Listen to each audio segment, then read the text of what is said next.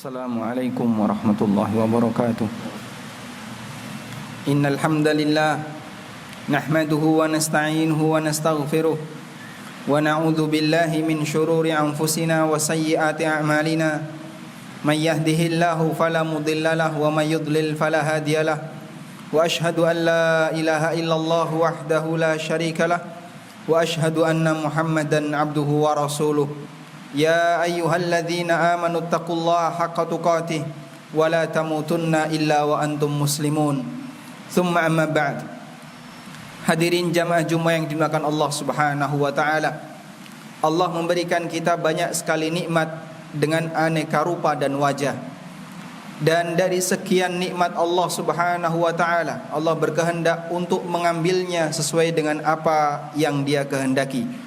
Ada di antara kita yang mendapatkan musibah dengan wafatnya salah satu anggota keluarga kita. Ada pula yang dicabut sebagian penghasilannya. Ada pula nikmat yang lain yang dicabut oleh Allah Subhanahu wa taala. Dan jamaah yang dimuliakan Allah, dari semua nikmat Allah yang dicabut oleh Allah dari seorang mukmin, lalu mukmin itu bersabar, maka Allah Subhanahu wa taala akan gantikan dengan yang lebih baik darinya. Kecuali satu nikmat yang apabila nikmat ini dicabut gak ada gantinya. Nikmat yang satu itu adalah nikmat agama. Karena itulah, kalaupun dalam hidup di dunia ini manusia tidak bisa terhindar dari yang namanya musibah, Nabi SAW memohon kepada Allah, jangan sampai musibah yang menimpa beliau dan umat beliau adalah musibah yang merugikan agama beliau dan umatnya.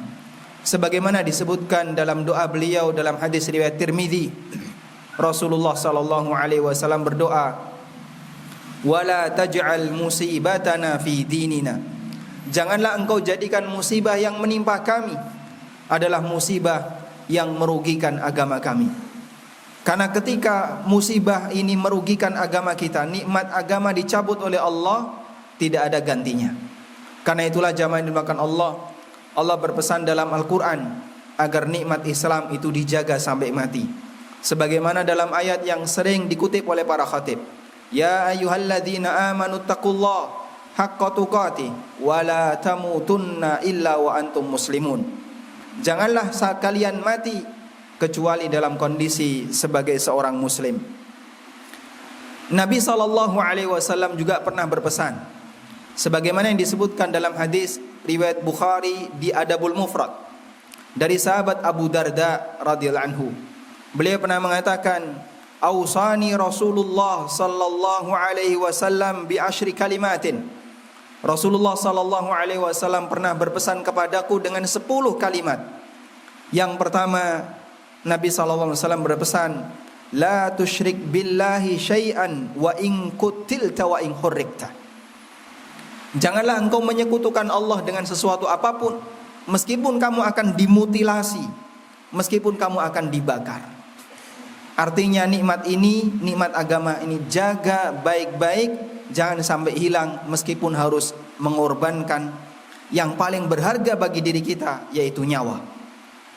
Itu pesan Rasulullah SAW. Karena sekali lagi, ketika nikmat agama itu hilang, maka jamaah yang dimuliakan Allah, tidak ada gantinya.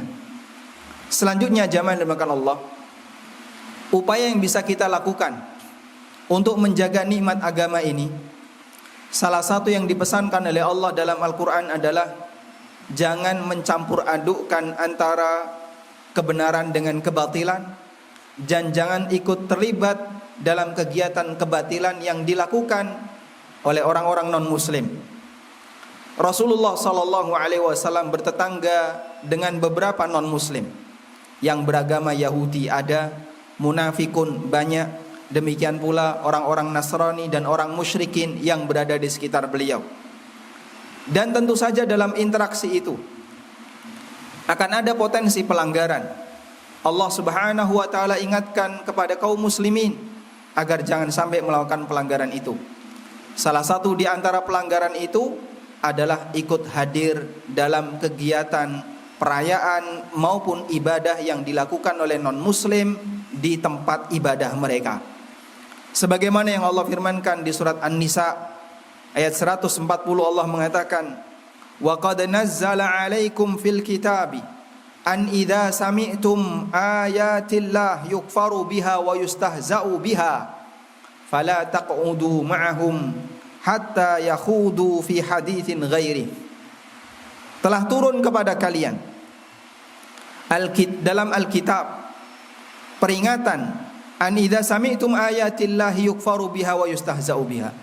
Kalau kalian mendengar ayat-ayat Allah dipermainkan, mendengar ayat-ayat Allah dikufuri, mendengar perbuatan kesyirikan, kekufuran, fala taq'udu ma'ahum, maka janganlah kalian ikut bergabung bersama mereka.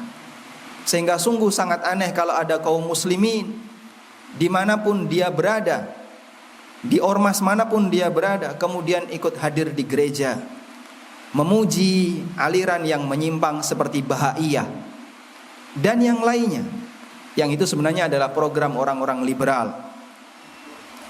Hatta yakhudu fi haditsin ghairi, sampai dia membahas permasalahan dunia yang sifatnya mubah.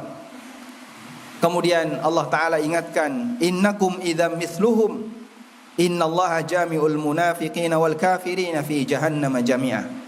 Kalau kalian ikut hadir bersama mereka, berarti kalian mithluhum, seperti mereka. Waliyadzubillah, kita berlindung kepada Allah Subhanahu wa taala jangan sampai disebut oleh Allah sebagai bagian dari orang kafir, disebabkan karena kita ikut nimbrung bersama orang-orang kafir. Demikian sebagai khutbah yang pertama, semoga bermanfaat. Aqulu qauli hadza wa astaghfirullah. Alhamdulillahi wa kafa, wassalatu wassalamu ala rasulil mustafa wa ala alihi wa sahbihi wa mawalah, wa ashhadu an la ilaha illallah wahdahu la syarikalah, wa ashhadu anna muhammadan abduhu wa rasuluh. Ya ayyuhalladzina amanu taqullaha haqqa tuqatih wa la tamutunna illa wa antum muslimun.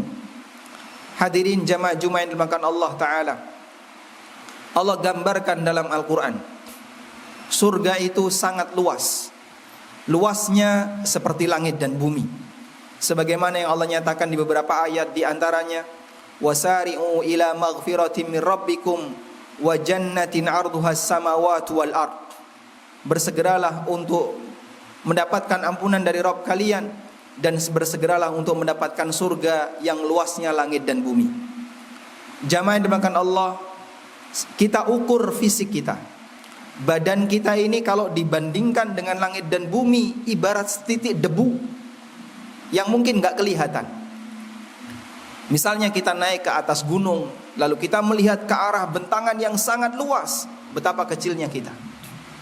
Yang menjadi pertanyaan, manusia seperti kita yang ukurannya setitik debu, apa sulitnya kalau bisa mendapatkan tempat yang luasnya seluas langit dan bumi? Sangat luas. Sehingga untuk bisa mendapatkan yang demikian luas sementara kita ini sangat kecil, itu sangat mudah bagi Allah Subhanahu wa ta'ala. Maka yang menjadi pertanyaan adalah, apakah kita bisa berusaha untuk mendapatkan tempat yang demikian luas itu, sementara kita adalah makhluk yang sangat kecil? Sehingga jamaah yang dimuliakan Allah, kecelakaan besar bagi orang yang terusir dari rahmat Allah Subhanahu wa ta'ala. Dia kecil, mudah bagi Allah untuk disisipkan ke dalam surga, tapi dia gak sempat untuk bisa mendapatkannya karena dimurkai oleh Allah Subhanahu wa ta'ala. Karena itu sekali lagi jamaah yang dimuliakan Allah, mari kita jaga satu syarat utama untuk bisa dapat surga, yaitu iman. Rasulullah SAW bersabda, la yadkhulul jannata illa mu'minun. Tidak akan masuk surga kecuali mukmin.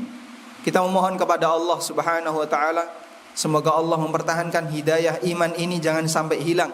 Kalaupun ada sebagian nikmat kita yang hilang, semoga nikmat yang satu ini tidak hilang sampai kita mati. Allahumma salli ala Muhammad wa ala ali Muhammad kama sallaita ala Ibrahim wa ala ali Ibrahim innaka Hamidum Majid.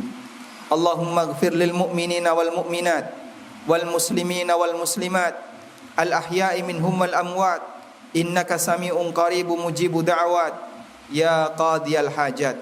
Allahumma inna nas'alukal huda wat tuqa wal afafa wal ghina Rabbana atina fid dunya hasanah wa fil akhirati hasanah wa qina adzabannar. Wa sallallahu ala nabiyyina Muhammadin wa ala alihi wa sahbihi wa sallam. Wa akhiru da'wana anil hamdulillahi rabbil alamin. Wa qumu ila salatikum.